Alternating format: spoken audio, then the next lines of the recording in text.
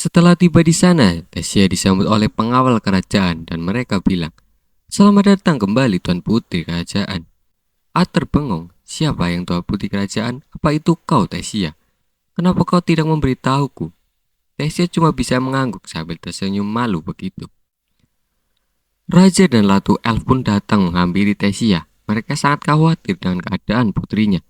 Gak lupa mantan Raja Elf bernama Viren juga ikut hadir melihat keadaan cucunya.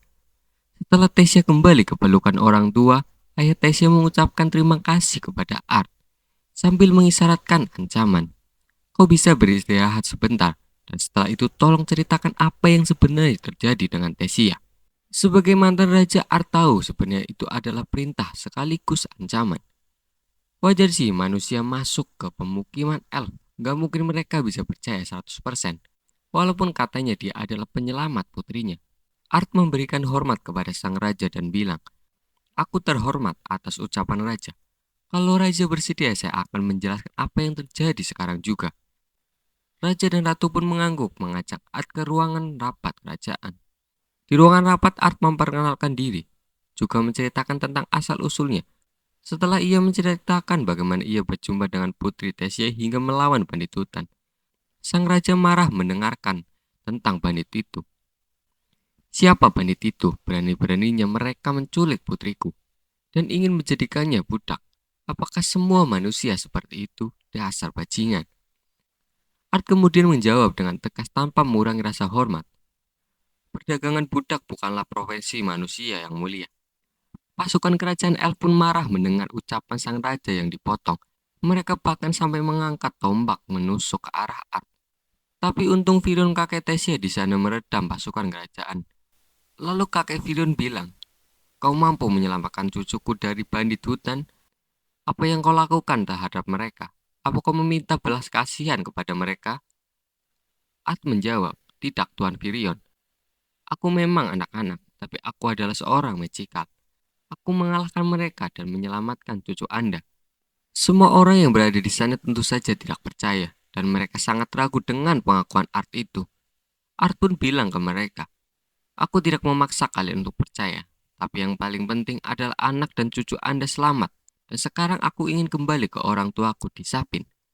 Mendengar jawaban Lukas dari Art, si Raja Elf pun bilang, "Aku sebenarnya ragu dengan ceritamu, tapi setelah melihat matamu aku sedikit yakin. Enggak, kurasa anak sepertimu bisa berbicara seperti orang dewasa, layaknya laki-laki terhormat." Mereka tidak tahu sih kalau Art adalah mantan raja terkuat dulunya. Oke, pertemuan rapat pun ditutup dengan janji Raja Elf yang mau mengantarkan Art pulang nantinya. Saat malam tiba, Tessia mengajak Art keliling kerajaan, tapi tiba-tiba sebuah benda berkecepatan tinggi mengarah ke arah Tessia. Art yang memiliki sense magic yang tinggi langsung menyelamatkan Tessia dan menangkap benda tersebut. Art maju secepat kilat dan mau menghajar orang yang melemparkan benda tersebut ke arah Tessia. Tiba-tiba Art kaget dan berhenti. "Hah? Kakek Virion? Kenapa kau tega melempar benda ini ke arah Tessia? Apa kau mau membunuh cucumu?" Virion pun menjawab, "Halo anak-anak, coba lihat benda yang kau pegang itu. Apakah itu bisa membunuh orang? Hahaha." Art melihat ke tangannya dan bilang dalam hati, "Sial, aku ditipu oleh kakek-kakek ini. Siapa sangka ternyata itu cuma pisau elastis yang tidak akan melukai manusia." Lalu Virion melanjutkan, "Reaksi dan instingmu luar biasa, nak. Aku yakin kau mampu membunuh para bandit itu. Sekarang cobalah bertarung lebih serius," kata Virion sambil memberikan pedang kayu pada Art. Art pun bilang, "Yakin nih ke? Ntar nyesel loh." Art dan Virion melanjutkan bewan dengan lebih serius. Mula-mula Art maju dengan tepasan pedang secepat kilat, tapi ia cuma bisa mengenai jubah si kakek. Dan si kakek sudah berada di belakang mengarahkan serangannya ke leher Art. Secepat kilat, Art menahan serangan kakek itu dengan pedang kayu. Dari serangan itu, Art sadar kakek Virion adalah orang yang sangat kuat. Pertarungan pun dilanjutkan, serangan pertahanan itu dengan kecepatan yang tinggi. Tapi kalau bicara tentang adu kekuatan dan kecepatan sih, kakek lebih unggul. Namun Art punya taktik dan strategi. Saat si kakek lengah, Art melompat dan melempar pedang kayunya ke atas. Lalu kemudian berputar dengan sangat cepat di udara. Lalu menangkap kembali pedangnya dengan momentum pedang jatuh. berputar dan momentum pedang jatuh itu menghasilkan sabetan pedang yang sangat kuat dan sangat cepat, hingga menembus mana bari si kakek. Tapi sayang pedang itu terlalu pendek dan cuma bisa menggores dahi si kakek. Setelah serangan, Art terpental jauh gara-gara mana barrier kakek Virion. Si kakek bilang, hahaha, aku gak menyangka bocah sepertimu mampu menembus mana barrier dan membuat dahiku terluka. Untuk bocah seumuranmu kau terlampau jenius, Art.